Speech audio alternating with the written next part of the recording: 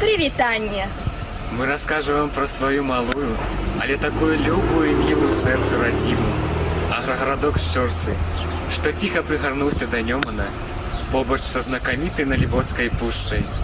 Сённяшнія Щорсы, хоць і невялікая, тут зараз жывуць каля 600 чалавек, але досыць прыгожае паселішча, дзе ёсць што паглядзець і можна цудоўна адпачыць. Люстэркам хвалі крыкам чаек на мосце Нёман прывячае. Тут ціхай, мернаю хадою прайсціся можна над вадою, пабыць з душой у адзіноце, адбыўшы клопат на рабоце, і заглянуць у сутарэнні часоў другога вымярэння. Так пісаў пра шчорсаўскія мясціны наш слаўны педагог і паэт Янка Паддубіцкі. Вёска вядомая з далёкай даўніны. Упершыню яна ўпамінаецца ў 1265 годзе.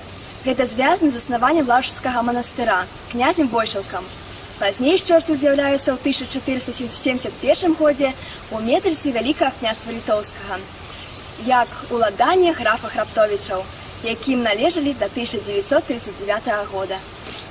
Шырокую вядомасць амаль па ўсёй Еўропе Щорсы набылі ў другой палове 18 стагоддзя, дзякуючы дзейнасці Яхіма Літавора Храптовіча. Граф Храптовіч гаспадаркай быў у Еўропе прыклад яркі.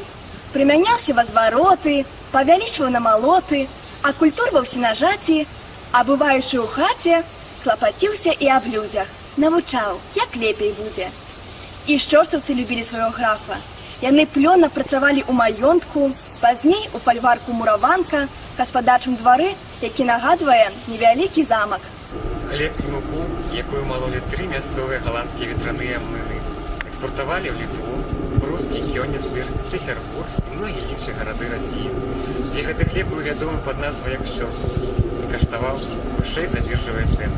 Славіліся шчорсы і сваімі смачнымі сырамі, якія вырабляліся выключна швейцарскімі майстрамі па толькі ім вядомым арыгінальных рэцэптах. Сыравіну куплялі на шчорсаўскіх малачарнях. Прадукцыю адпраўлялі на продаж далёка за межы бацькаўшчыны. Тут таксама разводзілі племянных жарабцоў, мерыносавых авечак. Дарэчы, яшчэ да Храптовічаў наша мясціна славілася авечкагадоўляй. Каб лёгка пераносіць зімой халады, людзі спецыяльна разводзілі авечак з доўгай поўсцю.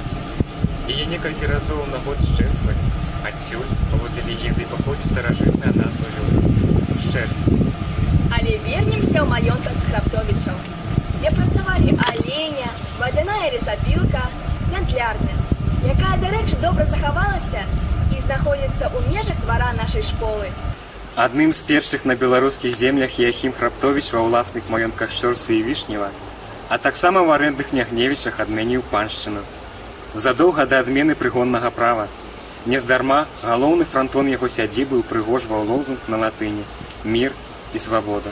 Гаспадарка Храптовіча была ўзорнай у Вялікім княстве Літоўскім, а пазней і ў Рэчы Паспалітай, і ў Расійскай імперыі.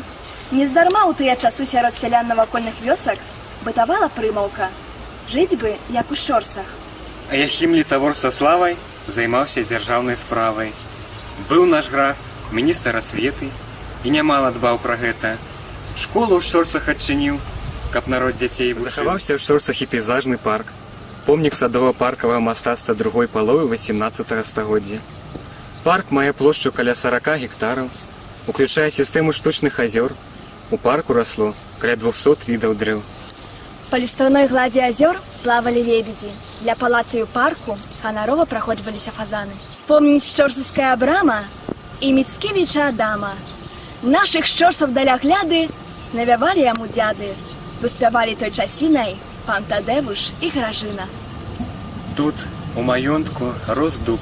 Паводле падання, пад ім любіў працаваць Адам Міцкевіч. Адсюль яго пачалі называць дубам Міцкевіча. Выстаяў ён да вясны 1998 года, пакуль моцная бура не згубіла гаючай вадзіцы са шчорсаўскай крынічкі. З прыродай зліўшыся душою, мы едзем далёка за мора. Чужыя глядзець гарады, шукаем скалістыя горы, азёры з крыштальнай вады. І часта, так часта бывае, што мы ў смятлівым жыцці мінаем і не заўважаем красу сваіх родных мясцін.